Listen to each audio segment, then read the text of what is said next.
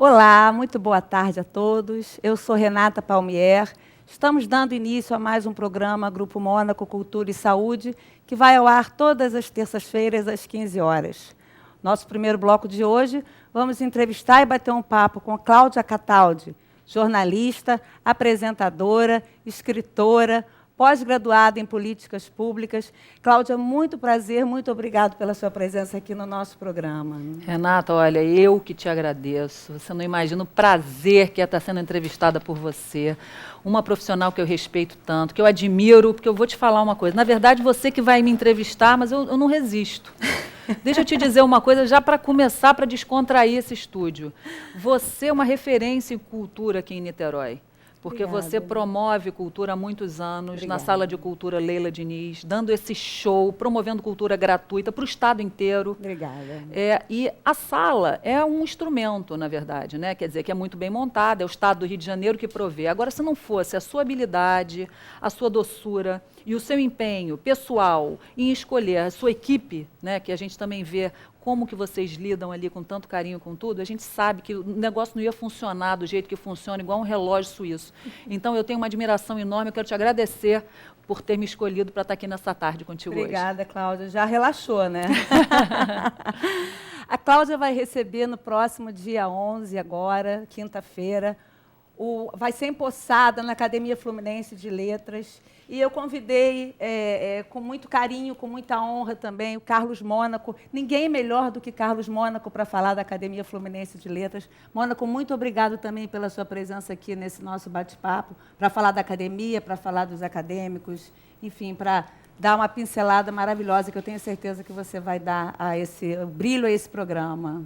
É uma honra muito grande estar aqui sendo convidado, né, pela Renata Palmier, que desempenha um belíssimo trabalho, como acabou de falar, a nossa querida Cláudia Cataldi, e também de estar ao lado de uma figura importante do meio cultural, jornalístico de nossa cidade, que é a nossa querida Cláudia Cataldi. Ô, Mônico, não vou aguentar. Você sabe que assim eu não aguento. Deixa eu falar de você também. Você é um baluarte, uma referência aqui em Niterói.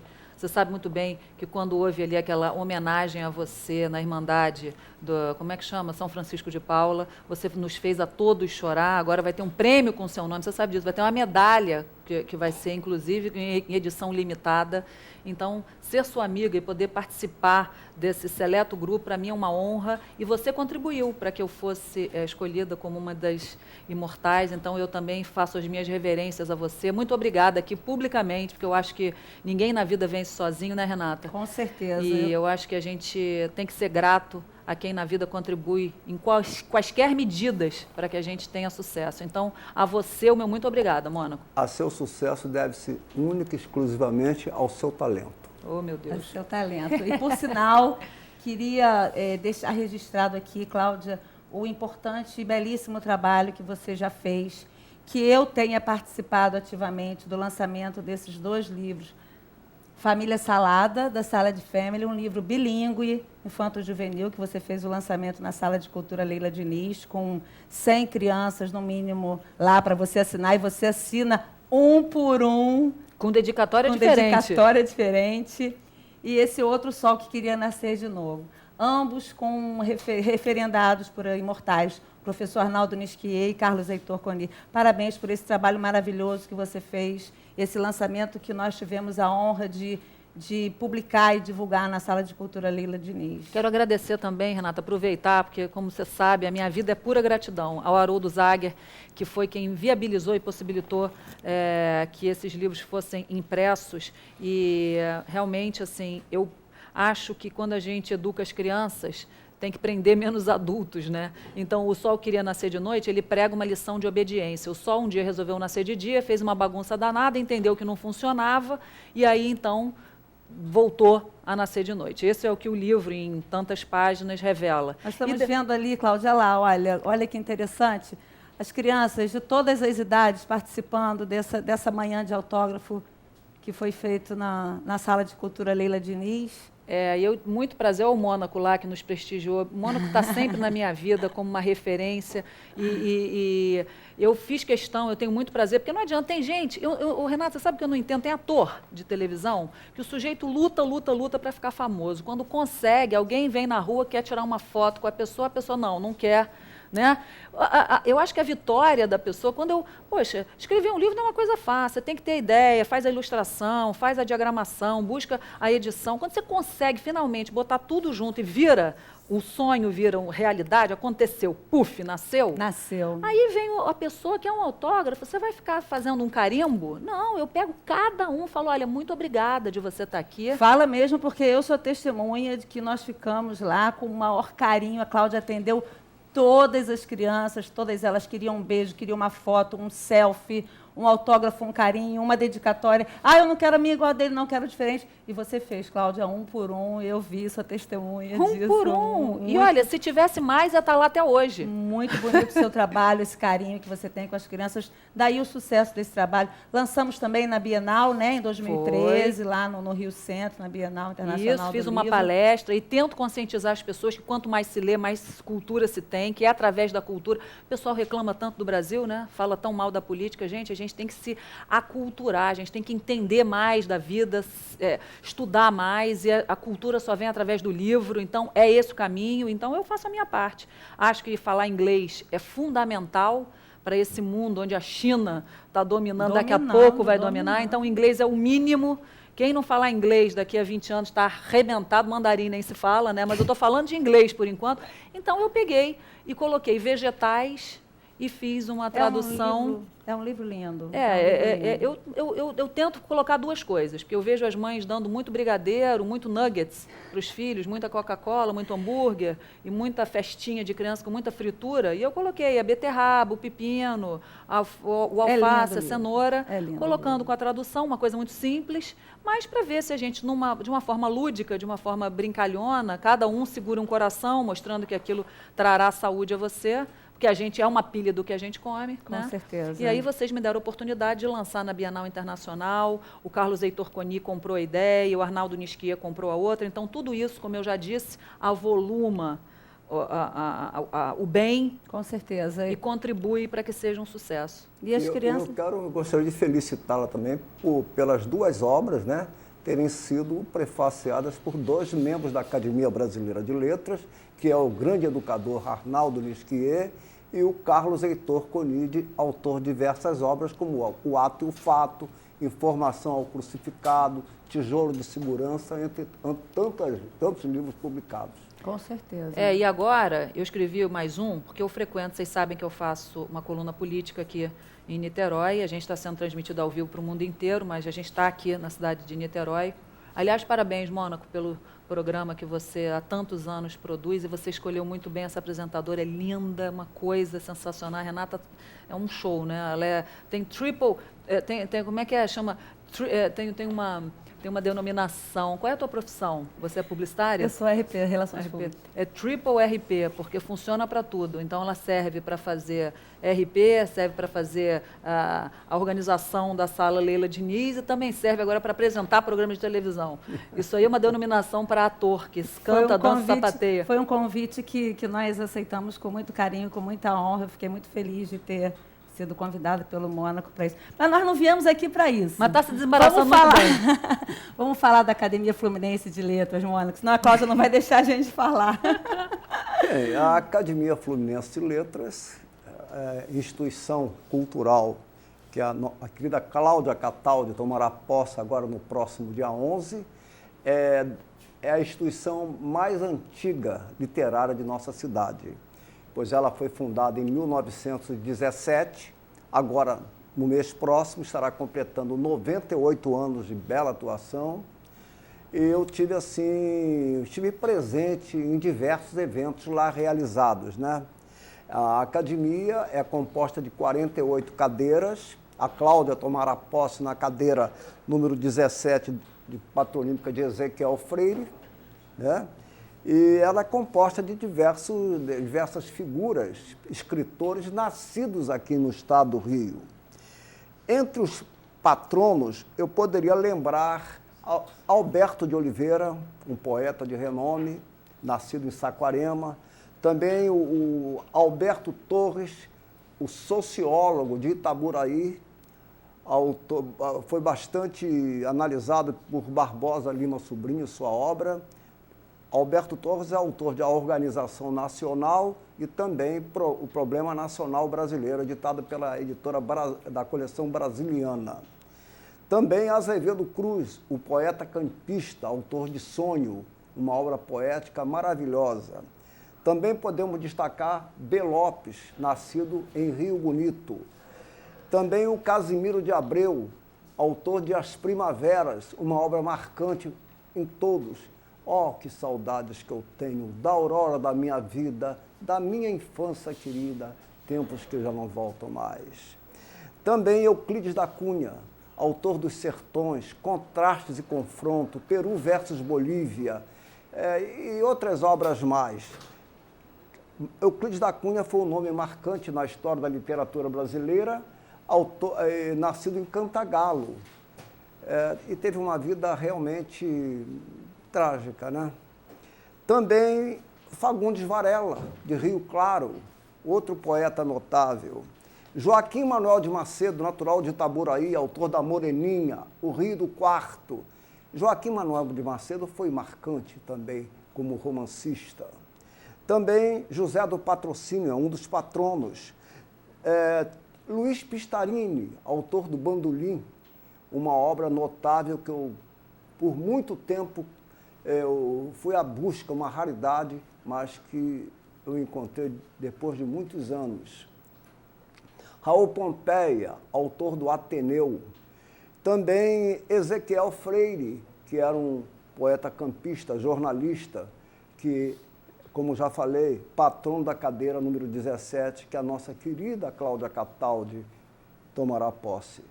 Então, são nomes marcantes na história da literatura, não só fluminense, como brasileira. São nomes destacados na nossa história, que são alguns dos patronos dessa importante Academia Fluminense de Letras, na qual a nossa Cláudia tomará posse. Também posso dizer que tive contato com alguns presidentes que ocuparam a Academia Fluminense de Letras, como o cantagalense Edmo Rodrigues Lutherbach, como também Alberto Francisco Torres, que por muitos anos foi o diretor-presidente desse belíssimo, grande jornal, O Fluminense. Temos o Geraldo Bezerra de Menezes, Albertina Fortuna Barros, que foi a primeira mulher a ocupar a presidência de uma instituição literária aqui em nossa cidade. Autora de Técnica de Estilo, maravilhosa, notável. Tive o grande prazer de conhecê-la. Líade de Almeida, aicaísta, foi presidente do Instituto Niteroense de Desenvolvimento Cultural, o primeiro órgão da cultura de nossa cidade. Então,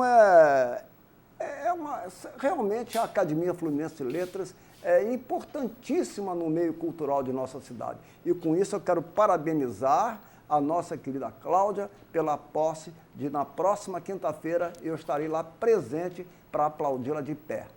Olha, eu que o diga, mano, quem tem que te aplaudir sou eu. Você parece um oráculo, sabendo os autores e suas obras, e ainda contando detalhes. Quer dizer, a gente tem a real dimensão de que você leu tudo. Por exemplo, quando você cita a tragédia de Euclides da Cunha, que muito pouca gente sabe, porque as pessoas sabem, Euclides da Cunha, mas não sabe do tiroteio para lá e para cá, o que foi. Eu também li, por um acaso, eu também sei.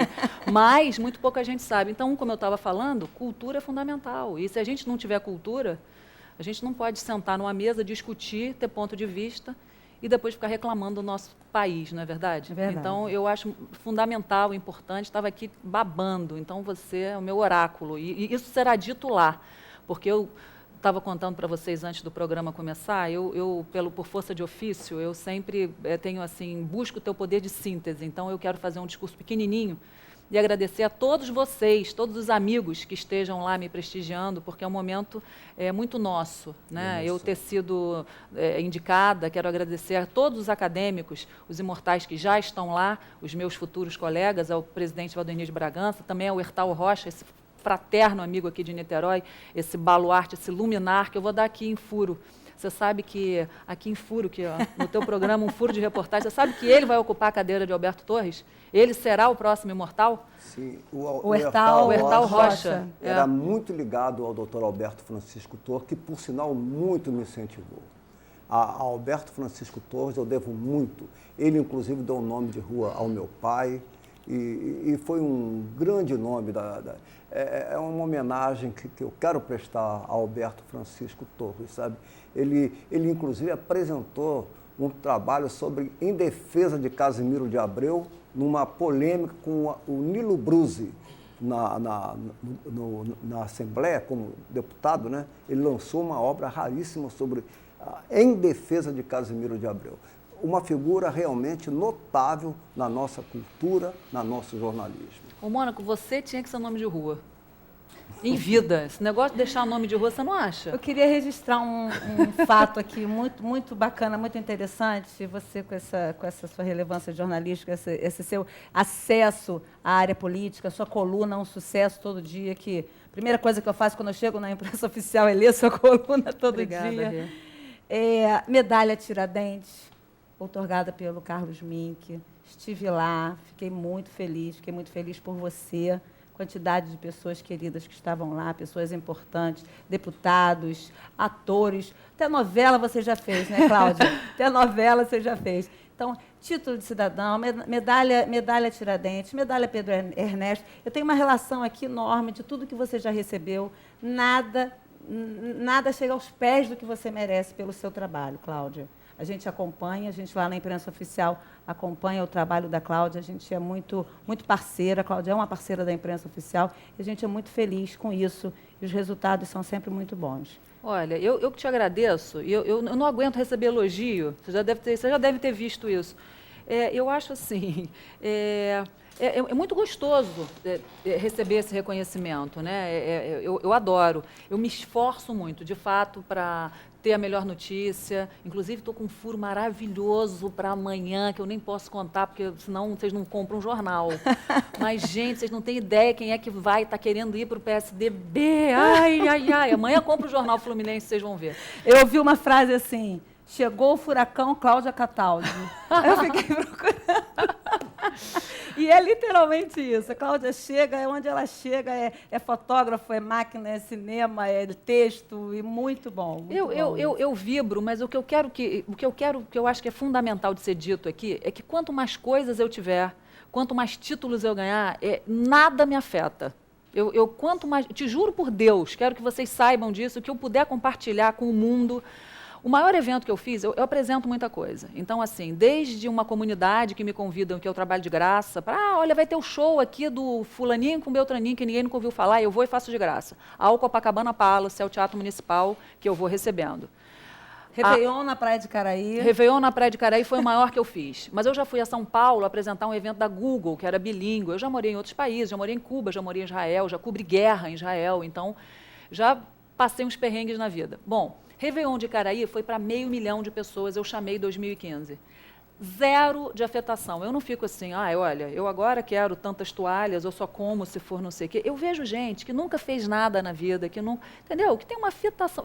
Então, o que eu queria deixar de mensagem para quem nos assiste é que quanto mais a gente conseguir coisas, e quanto mais for subindo, eu acho que mais humilde a gente tem que ser e se lembrar que todos morremos, que a imortalidade é só uma força de expressão, que a gente só serve para fazer mais amigos, isso só serve para ajudar mais as pessoas. E acho que isso talvez seja o segredo de eu conseguir, nessa vida difícil que todo mundo tem, porque todo mundo tem problema, eu também tenho. Com certeza. A gente ir conseguindo suplantar os problemas e conseguindo vencendo. A vida é uma arte, nós temos que ir driblando ela para a gente chegar ao nosso objetivo com foco, com determinação, disciplina.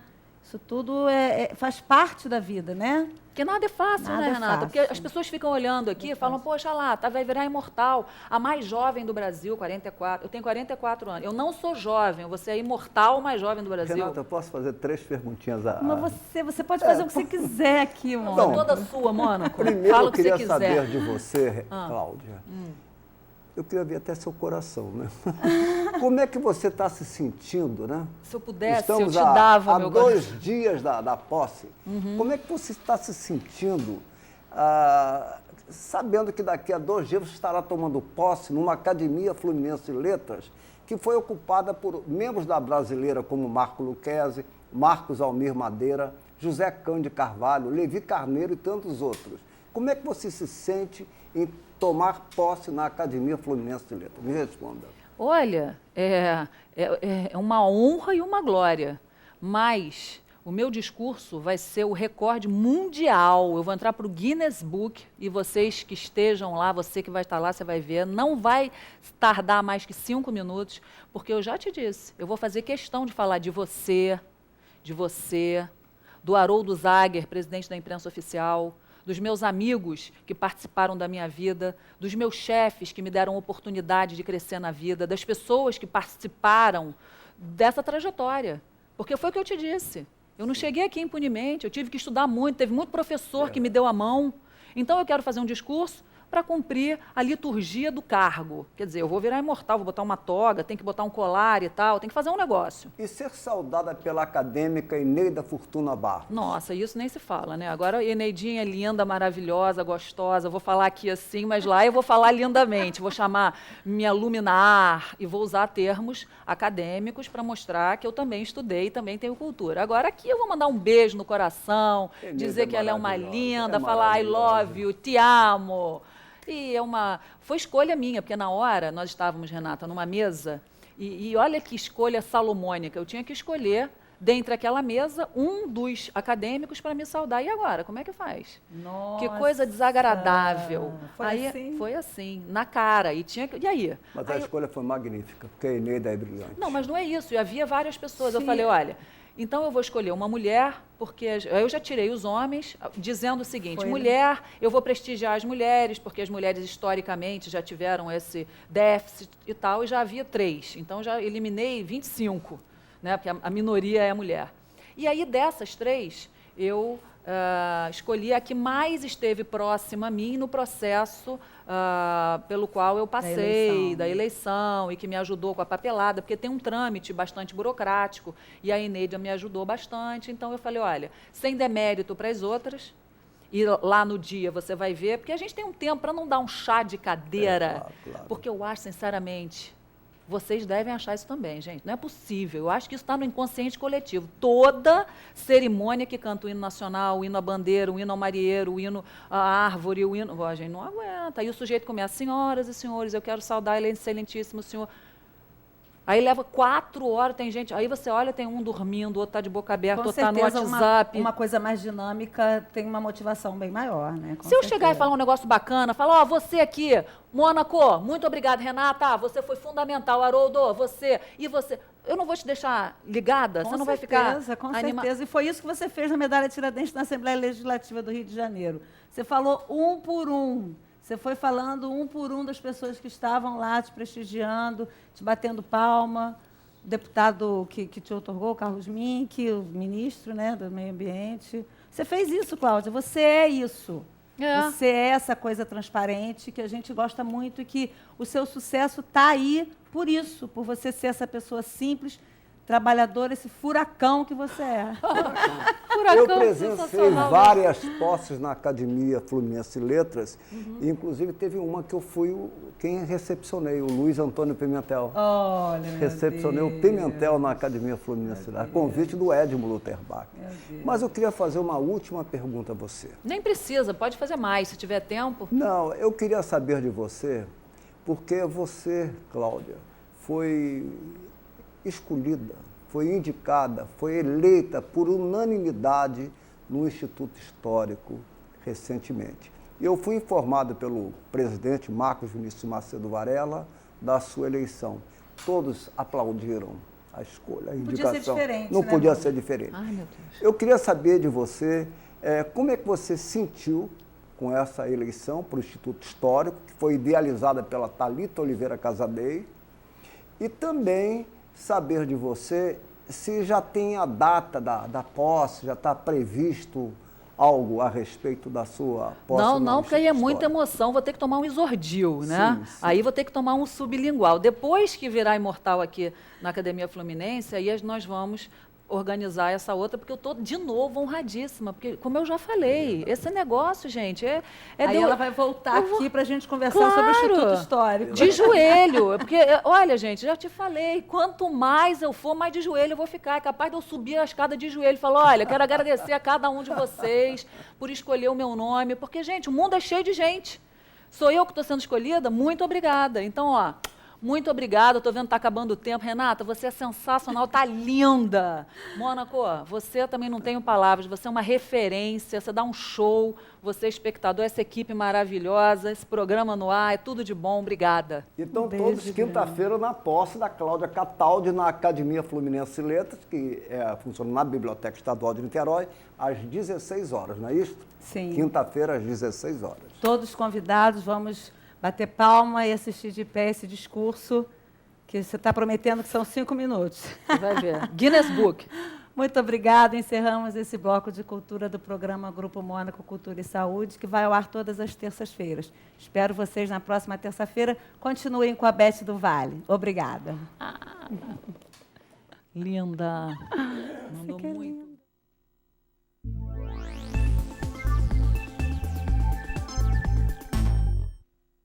A disciplina de odontopediatria oferece aos estudantes de graduação em odontologia da UF um contato direto com os pacientes. Foi em torno de 1993, quando nós fizemos uma reestruturação na disciplina e, dentro dessa reestruturação, nós fizemos criamos uma clínica de promoção de saúde e criamos uma outra clínica onde nós temos todo o tratamento restaurador. Os alunos são orientados por professores com vasta experiência profissional.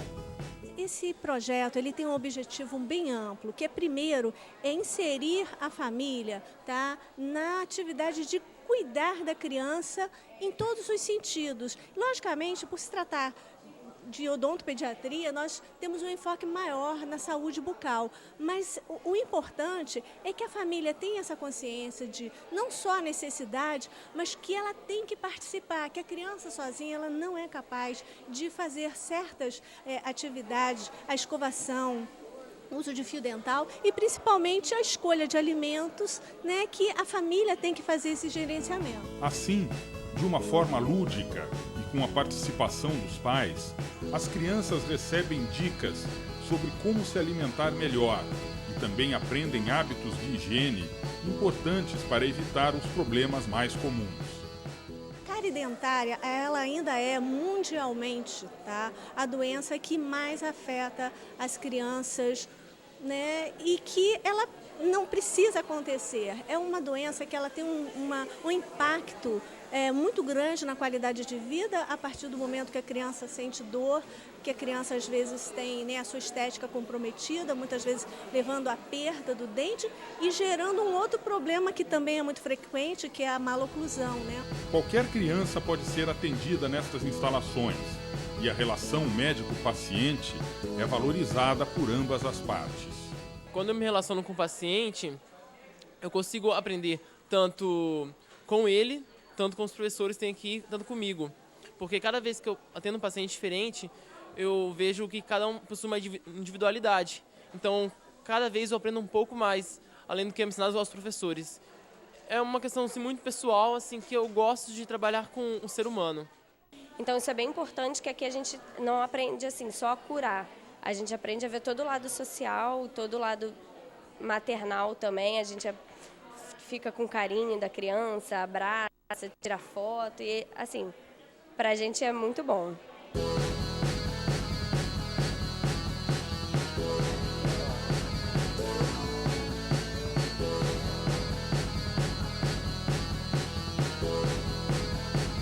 Acho aqui bom para tratar a criança, de tanto que eu falei para minha filha trazer meus netos para tratar aqui também. Eu tenho 3, Sofia veio com 3 anos para cá, tá com 5 anos. Ninguém pode achar ruim, né? É uma coisa gratuita. Todo mundo tem que aproveitar, né? Tratar dos seus dentes, dos seus filhos, porque aqui é mil maravilhas.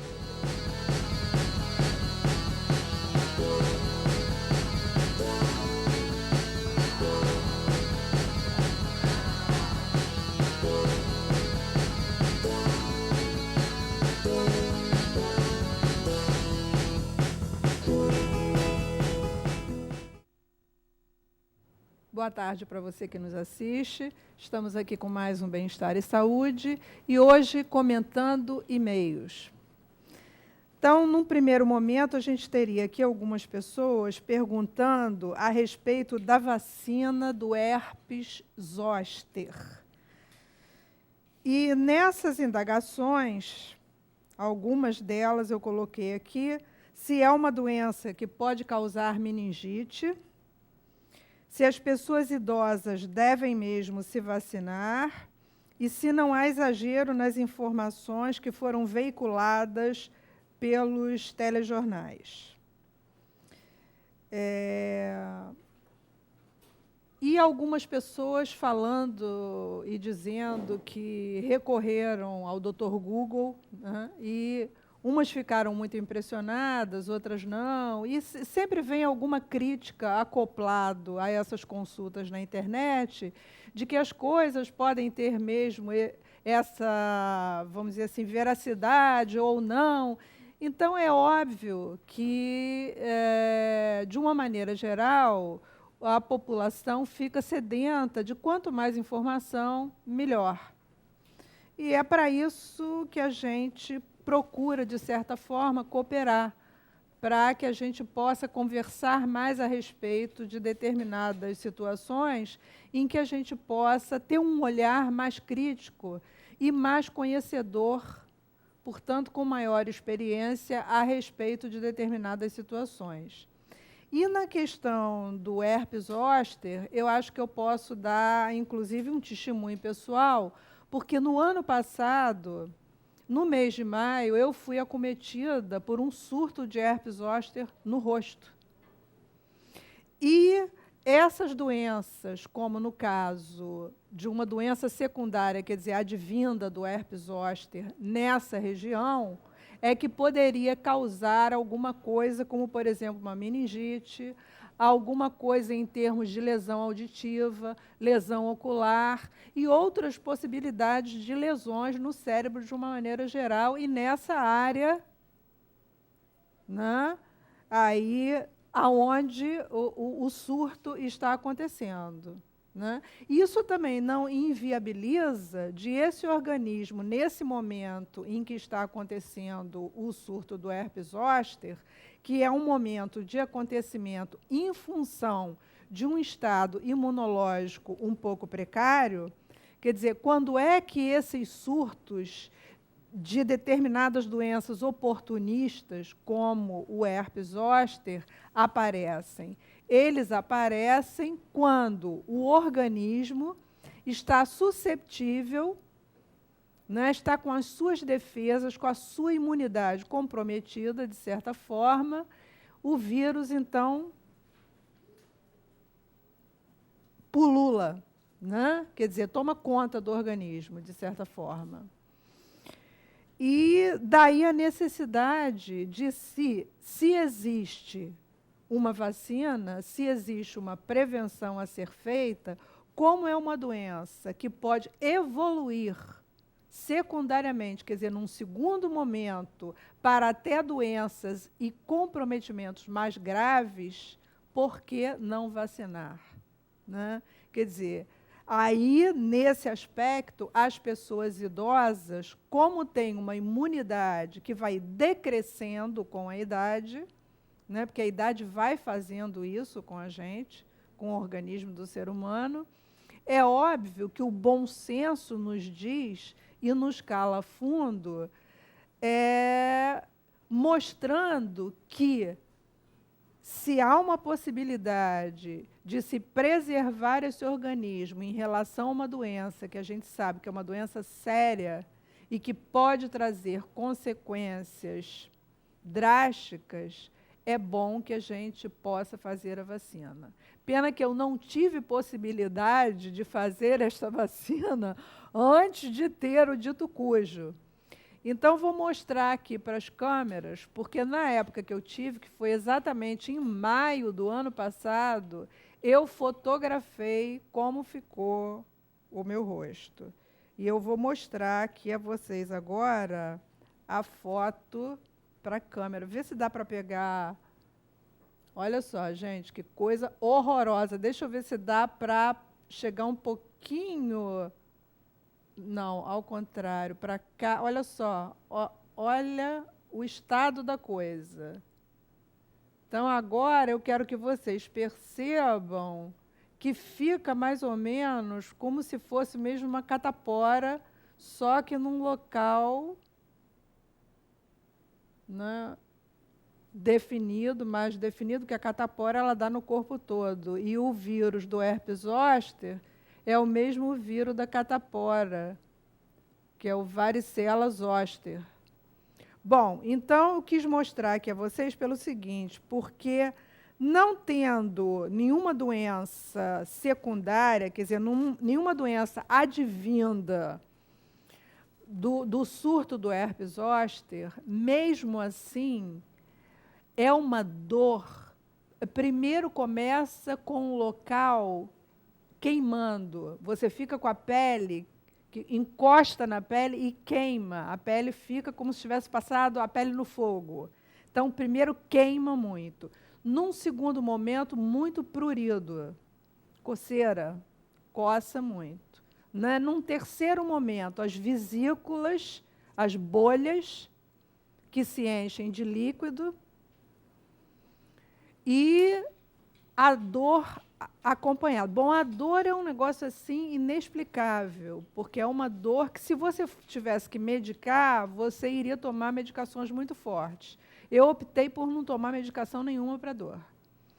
Mas o médico que eu fui, que foi um dermatologista, e que me passou justamente a medicação que eu teria que fazer no período do herpes zoster, que é o aciclovir comprimido, e que eu fiz. Durante uma semana eu fiz aciclovir e, mesmo assim, a dor muito forte, e a dor pegou, inclusive, a mandíbula inferior aqui, e pegou os dentes todos. E essa dor, ela se prolongou, mesmo depois da cicatrização da pele, da cicatrização das vesículas, que isso demorou mais ou menos aí em torno de 20 dias ou mais um pouco. Eu ainda fiquei, olha, até uns 2 meses atrás, eu ainda sentia os dentes da parte de baixo, quando eu trincava o dente, a mandíbula de cima com a mandíbula inferior, eu sentia dor, não podia tocar nessa região. Que dirá no surto. No surto, dói, independente de você tocar ou não tocar, dói, e é uma dor insuportável. Quer dizer, para uma pessoa que tenha muita sensibilidade à dor, ela tem que tomar muita medicação para a dor. Então, é uma doença que judia bastante. Né? E o problema não seria nem só essa coisa do sintoma doloroso, né? Do judiar bastante dolorosamente. Mas o problema maior é judiar com justamente a abertura aí desse campo minado pelo herpes zoster, que essa imunidade aí vai cair mais um pouco e abrir porta para outras doenças em decorrência disso. Né? Quer dizer, até que ponto isso poderia trazer uma doença fatal? Então, acho que, se existe a vacina, o apelo das mídias está corretíssimo, assim como está corretíssimo a gente fazer a vacina da gripe. Se a vacina está aí, se a gente tem a vacina, vamos fazer. Agora, temos também a questão do herpes, que não é o zoster, o herpes chamado herpes simples, que é o herpes que normalmente acomete a pessoa muito na região da boca, mas aí são pequenas vesículas, não dá essa dor tão intensa, dá dor, coça, queima, mas o herpes simples, ele tem o herpes simples na boca, existe o herpes simples também na área genital, que inclusive é sexualmente transmissível, e esse tipo de herpes, que é chamado herpes simples, que me parece que o herpes simples genital é o herpes 2 e o da boca é o herpes 1, tem uma diferença de nomenclatura. Mas esse tipo de herpes não existe ainda vacina para ele. Eu acho que até houve alguma tentativa de se constituir vacinas. Me parece que o Instituto Oswaldo Cruz andou vacinando algumas pessoas já há algum tempo, fazendo determinadas experiências, mas me parece que até hoje não existe nada que funcione em relação ao herpes simples. Mas se existe em relação ao herpes zoster, gente, vamos vacinar. Eu só não vou me vacinar porque, como já tive, segundo o dermatologista que me atendeu, a informação foi a seguinte: quem é acometido de herpes zoster uma vez, fica vacinado. Ou seja, não terá outros episódios de herpes zoster. Não é herpes simples. Quem tem herpes simples, de vez em quando cai a imunidade do organismo, ele aparece. Tá? Agora, o herpes zoster normalmente dá uma vez só, a não ser que essa pessoa tenha uma doença imunossupressora, como, por exemplo, uma AIDS, uma doença mais grave. Aí sim, aí é outra história. Tá? Mas, a princípio, quem tem o herpes zoster e se recupera e consegue manter o seu organismo, de certa forma, em boas condições gerais, de uma maneira geral. Quer dizer, isso é preciso ouvir a opinião do médico que está assistindo, que está acompanhando, né? Ninguém vai fazer isso pela própria cabeça, não é por aí. É uma doença grave e que tem que ser vista e que tem que, portanto, ser bem orientada. Agora, então, com relação à vacina, façam a vacina. Porque se eu não tivesse tido ainda e dissessem para mim hoje, olha, já tem a vacina de herpes zoster, eu não pensaria duas vezes e faria, mesmo não tendo tido. Tá? Então, fica aí a experiência compartilhada.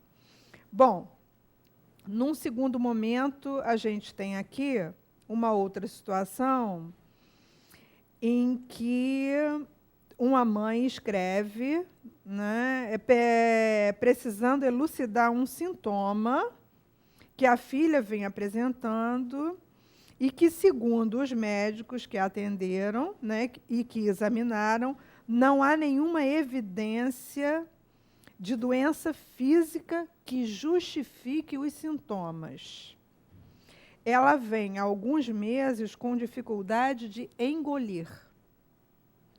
Né? Diz que tem necessidade de ficar deglutindo a saliva compulsivamente e sente mal-estar generalizado, ficando inquieta e angustiada. Aí a mãe diz, ela está com 14 anos e isso vem atrapalhando até seus estudos.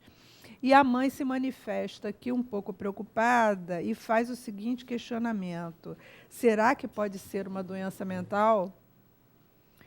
Quer dizer, eu acho que em função da filha ter passado por 2 consultas médicas e ter ouvido a opinião desses médicos dizendo que não há nada em termos de doença orgânica, quer dizer, fisicamente falando, não existe nada que justifique essa dificuldade de engolir. Né? Porque poderia haver alguma coisa aí, algum comprometimento nessa garganta, nessa faringe, nessa laringe, na tireoide, enfim, nessa região, né? Anatomicamente falando, funcionalmente falando, nos órgãos dessa região, não há. E isso já foi descartado. Então, sobrou para a gente alguma coisa no nível da emoção. Quando ela pergunta aqui, será que pode ser uma doença mental? Eu diria que, pela minha ótica, doença mental, não. Doença mental é uma coisa mais grave, é uma coisa que teriam outros sintomas, outro conjunto de sintomatologias, né? Quer dizer, outros sintomas agregados. Agora, pode ser uma desordem de origem emocional provocando isso? Pode. Pode. Pode. pode ser algum fator ocorrido em decorrência de um trauma vivido, uma situação traumática, né? Bom, o que seria traumático? Vamos descrever aqui um trauma, mais ou menos, para quem está nos vendo, entender o que seria uma situação traumática. Uma situação traumática é aquela situação em que ocorrem estímulos externos de tal maneira na sua direção, e esses estímulos te paralisam de tal forma que você não consegue reagir motoramente no momento que eles ocorrem. O que seria isso? Você recebe uma demanda, um estímulo, e o correto no momento que você recebe uma estimulação muito forte vinda do exterior é você ter alguma atitude motora, né, que, de certa forma, faça um enfrentamento em relação aos estímulos que você está recebendo, que provoque uma descarga sua motora para poder equilibrar o confronto desses estímulos com você, com o seu psiquismo. Se você não consegue ter essa reação, se você não consegue motoramente, de certa forma, enfrentar essa estimulação, o que ocorre?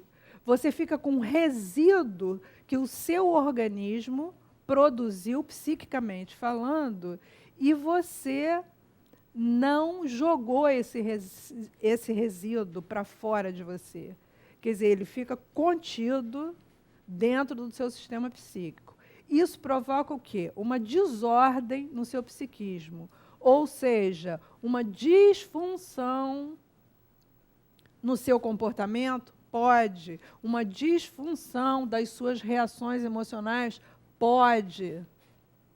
Né? E isso pode provocar, de certa forma, alguma atitude que você venha a ter em decorrência desse aprisionamento motor em relação a você não reagir como deveria, pode ocasionar, sim. Então, você pode ter aí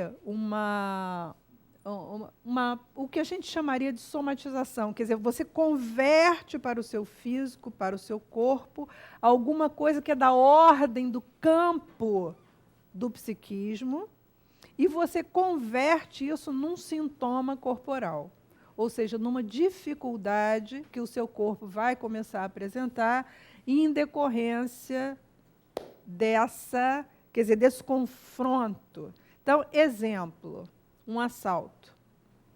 A pessoa chega com uma arma para você, a primeira reação que você tem é de tentar se confrontar com a pessoa no sentido ou de lutar com ela, ou de reagir da mesma forma. Você não pode, porque se você fizer isso, está correndo mais risco ainda. Então, você é paralisada na sua ação motora, quer dizer, você fica impactado com aquilo. É isso que a gente chama de situação traumática, quer dizer, você não consegue reagir.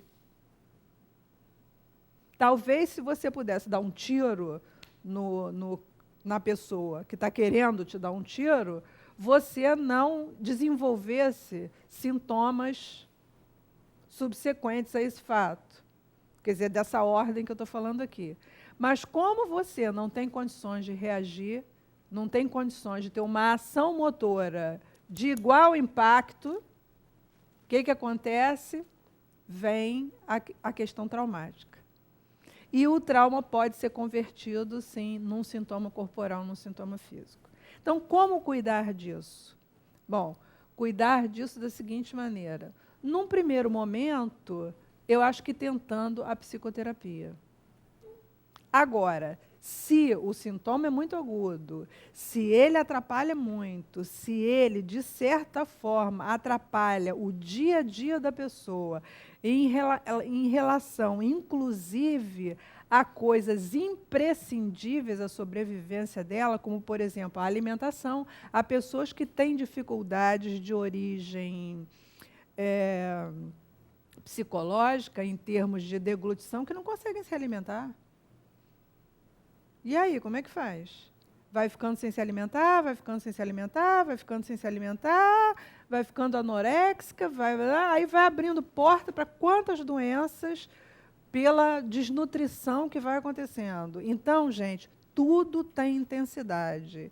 E é preciso que a gente possa observar bem a intensidade da coisa que está ocorrendo para poder ver como é que vai medicar isso. Então, olha só, num primeiro momento, procurar uma orientação psicológica, uma psicoterapia. Essa pessoa tem que ser ouvida para saber o que aconteceu.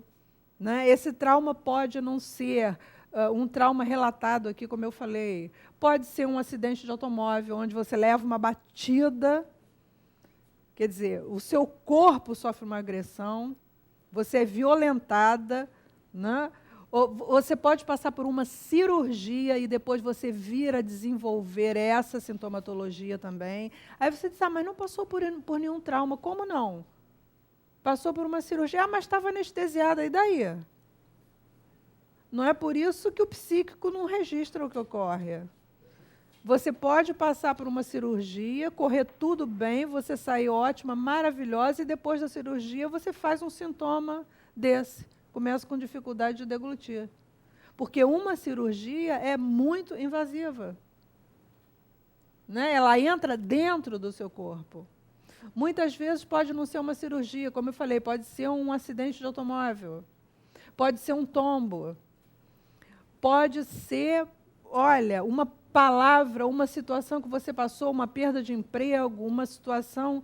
Isso tudo pode fazer com que o organismo reaja dessa maneira.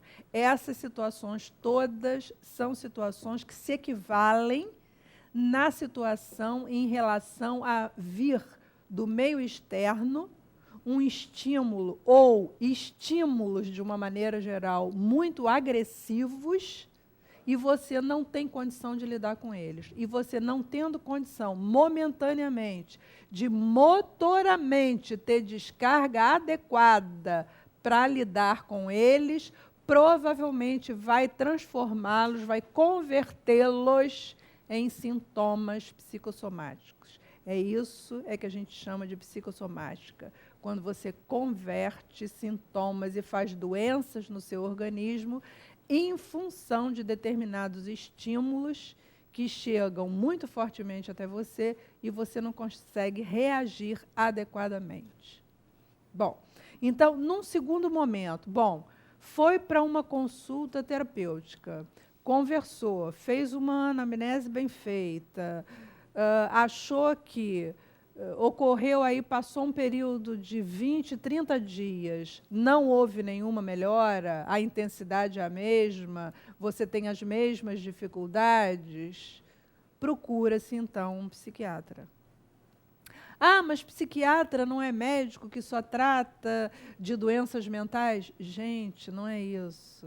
Não, a gente precisa tirar esse preconceito também da cabeça. O psiquiatra não é um médico que cuida de doença mental só. Ele cuida de todas as desordens que existem em termos de química cerebral, em termos de química entre os neurotransmissores.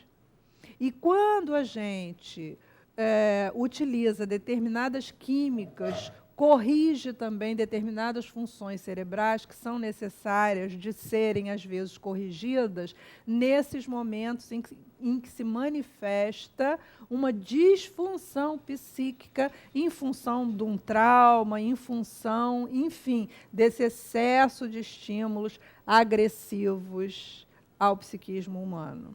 Então, num segundo momento, não conseguiu uma melhora com um determinado tempo de escuta psicoterapêutica, vamos procurar um psiquiatra. Por quê?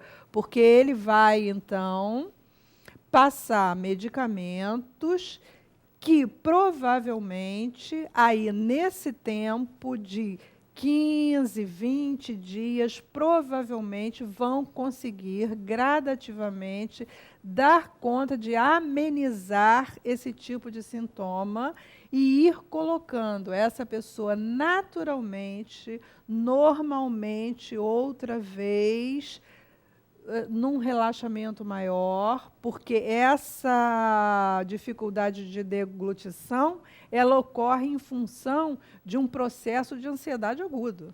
A pessoa está tão ansiosa, que ela tem dificuldade até de deglutir. Então, isso é um sintoma de ansiedade aguda. Como é um sintoma de ansiedade aguda uma pessoa que não consegue sentar. Às vezes passa por um trauma e não consegue sentar nem dormir. Fica andando de um lado para o outro, de um lado para o outro, e não consegue parar. Então, existe medicação apropriada para isso, né? É necessário fazer, sim, para evitar males maiores. É como eu falei aqui a respeito da vacina. Se existe vacina para determinadas doenças, que são doenças sérias e que podem trazer consequências muito mais drásticas, vamos usá-las. Gente, tenho mais 3 e-mails aqui que ficarão para uma próxima ocasião, porque o nosso tempo está batendo, né? Já estamos? Temos 1 minutinho. Então, o que eu gostaria de passar para vocês é que recebi também muita coisa a respeito da questão da vitamina D e do toma sol, não toma sol, usa bloqueador solar, não usa bloqueador solar. Bom, o que se fala. Agora, domingo, eu assisti o Canal Livre na Band e ouvi uma entrevista maravilhosa que, se vocês tiverem oportunidade de resgatar pela Band, foi a entrevista com o professor Dário Birolini. E ele falou sobre isso, falou sobre a questão da vitamina D, da importância de tomar sol, de fazer exercícios, falou sobre os marcadores sanguíneos de glicose, colesterol e tal, e coisa, abordou isso tudo de uma maneira muito sucinta e muito bem feita.